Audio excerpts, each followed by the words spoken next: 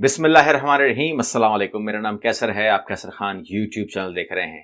अंदर का मामला है उसको समझने की कोशिश करेंगे, अपने किरदार को समझेंगे और 6 पॉइंट पर बात करेंगे।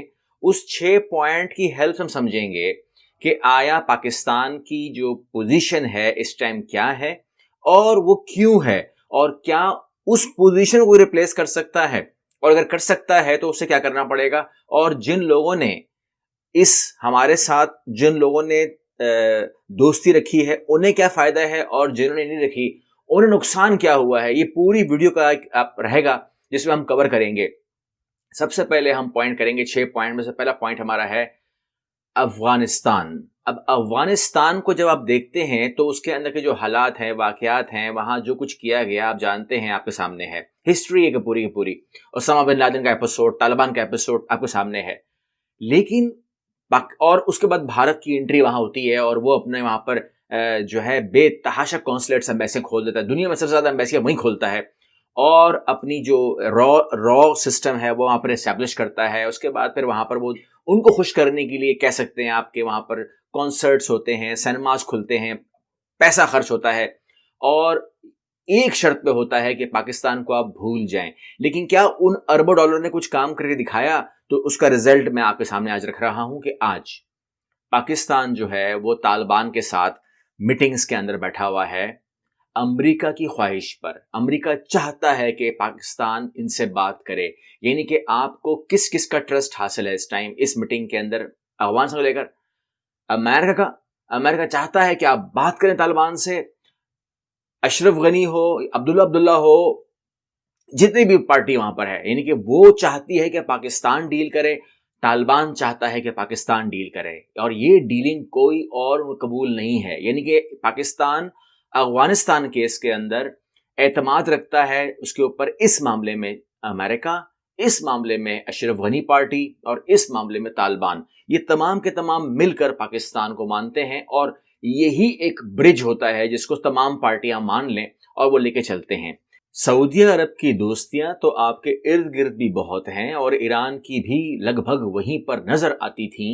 लेकिन जब मामला ब्रिज का आता है, मामला दोस्ती का आता है, मामला पैचअप का आता है, तो दोनों ममालिक पाकिस्तान की तरफ देख रहे हैं और वो कहते हैं कि आप हमारा सुलह करवा दीजिए।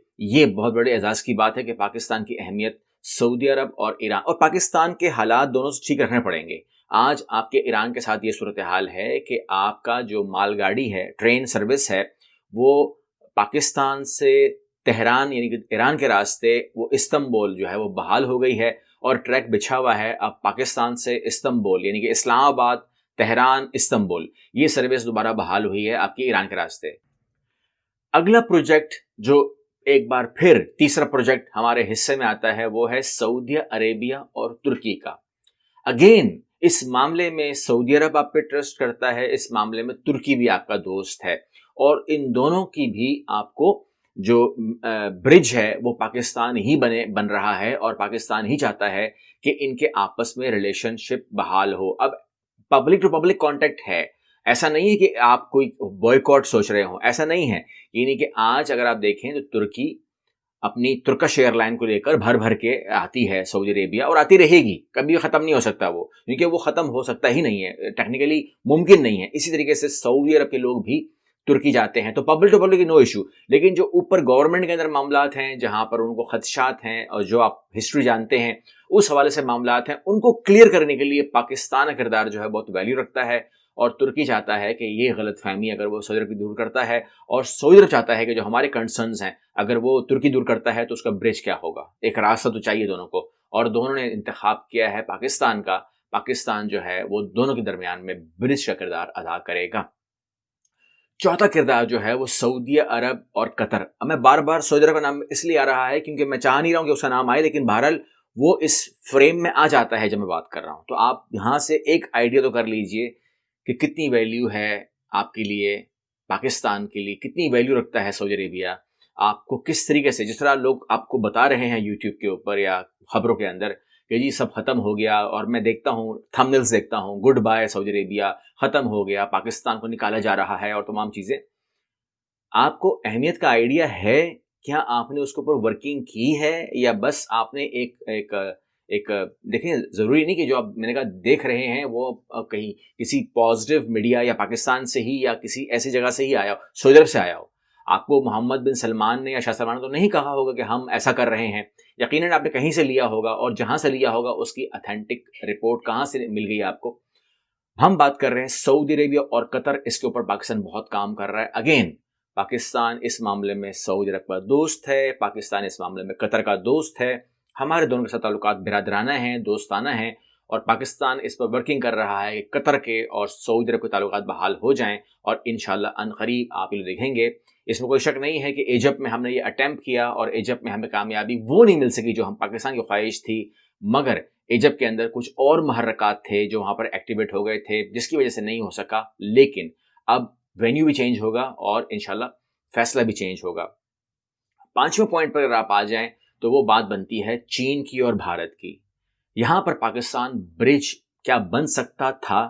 تو یہاں پر برج پاکستان فی الحال جو صورتحال ہے وہ بننے کی پوزیشن میں اس کو چھوڑا نہیں گیا. یعنی کہ پاکستان برج بنتا اگر پاکستان نے جب کہا تھا، جیسے ہی حکومت ہماری کوئی آتی ہے، جیسے عمران خان کی حکومت آئی اور اس سے پہلے نواز شریف کی حکومت آئی اور اس سے پہلے بینظیر کی حکومت آئی، سب نے آ کے پہلے بولا کہ ہم نے ریلیشن بحال کرنے ہیں بھارت کے ساتھ. یہ پہلے ہی آواز آتی ہے، اور یہی ایسی ہی ایک آواز آپ نے سنی ہوگی پرائم منسٹر عمران خان کی، جو انہوں نے کہا ہمیں تعلقات بحال کرنے ہیں. تعلقات اگر بحال ہوتے ہیں تو وہاں سے سارک بحال ہوتا ہے. اگر سارک بحال ہوتا ہے تو ایٹومیٹکلی فائدہ اس کا بھارت کو ہی ہونا ہوتا ہے، کیونکہ بھارت وہاں پر اس کو ایج مل جاتا ہے اور اس کو فائدہ ہوتا.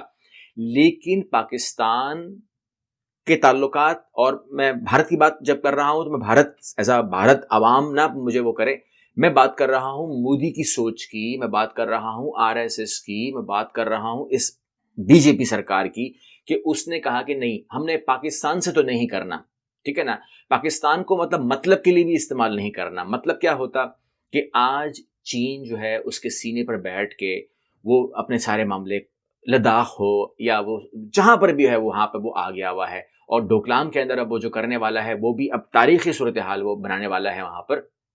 آپ کو میں نے ویڈیو بھی پریویس دی ہے، آپ نے دیکھی ہوگی. تو وہ اسے کون روک سکتا تھا، اس سے کون بات کر سکتا تھا؟ بھارت کو اور چین کو کون بٹھا سکتا تھا اور کون ان کو گارنٹر بن سکتا تھا؟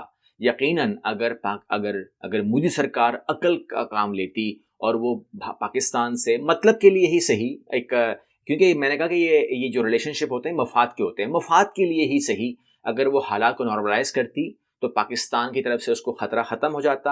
اور آج جو وہ 2 فرنٹ وار کی بات کر رہا ہے، انٹینس وار کی بات کر رہا ہے، تو وہ کوئی نہیں کر پاتا. اب وہ جو کہہ رہا ہے وہ ایسا کر نہیں پائے گا. وہ سرجیکل اسٹرائک کی بات کر رہا ہے، یعنی کہ ایک جو ٹیررزم دماغ میں ہے نا، وہ جو تربیت ہے، جو یعنی کہ جو اگر آپ ان کی پرانی تصویریں دیکھ لیں، آج سے 50 سال پہلے بھی وہ آرٹیکل 370 کی بات کرتے تھے، 35A کی بات آج سے 50 سال پہلے بھی بات کرتے تھے.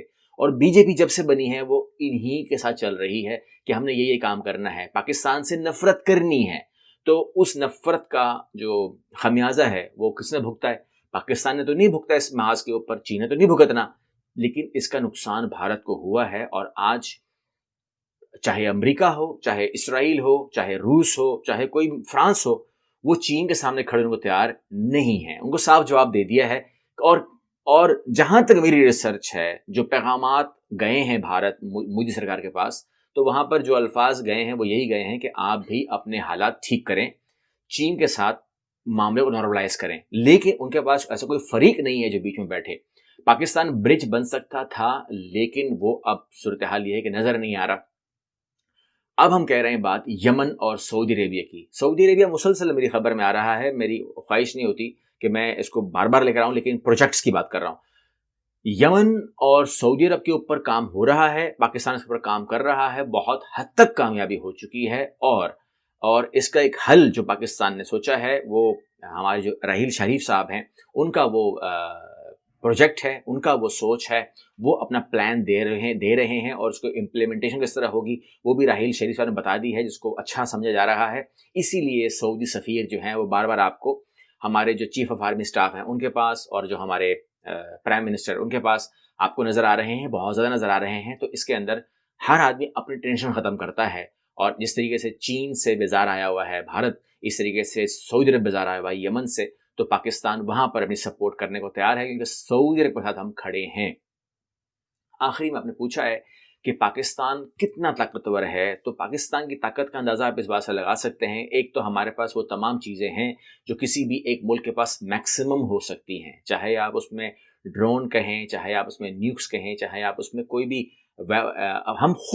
ہم بہت ساری چیزیں تو خود ہی ڈیولپ کر رہے ہیں، اور یہ بہت بڑی کامیابی ہے کہ آپ کے آس پڑوس میں بھی وہ کام نہیں ہو رہا جو پاکستان کر رہا ہے۔ تو آرمی کے حساب سے پاکستان بہت اسٹرانگ ہے، اور ذہنی حساب سے ہم اتنے اسٹرانگ ہیں کہ وہ اسرائیل جس کے سامنے یعنی کہ وہ اسرائیل جس کا جو وہ ہے آپ کا امریکہ، اس کو وہ اپنے لیے کیا وہ نام دیتا ہے وہ آپ جانتے ہیں، ایک بروکر کا خطاب دیتا ہے۔ بھارت یا ہو یا فرانس ہو یا کوئی بھی ملک ہو، وہ کھڑا نہیں ہو سکتا، یعنی کہ سیدھے کھڑے ہو کے بات کرنی پڑتی ہے، بلکہ جھک کے بات کرنی پڑتی ہے، اس کے سامنے بات کرتے ہوئے احتیاط کرنی پڑتی ہے، کیونکہ وہ کہتا ہے بروکر ڈیل میری کرواؤ۔ تو وہ دنیا کو کیا سمجھتا ہے وہ آپ اس کے الفاظوں سے آپ آئیڈیا کر سکتے ہیں۔ وہی پاکستان کہتا ہے میں تمہارے وجود کو ہی نہیں مانتا، میں تمہارے وجود سے انکاری ہوں، جو تم کر سکتے ہو کر لو۔ آج آپ کے سامنے پاکستان ہے، کیا کر لیا آپ کا اسرائیل نے، کیا کر سکتی ہے آپ کی دنیا؟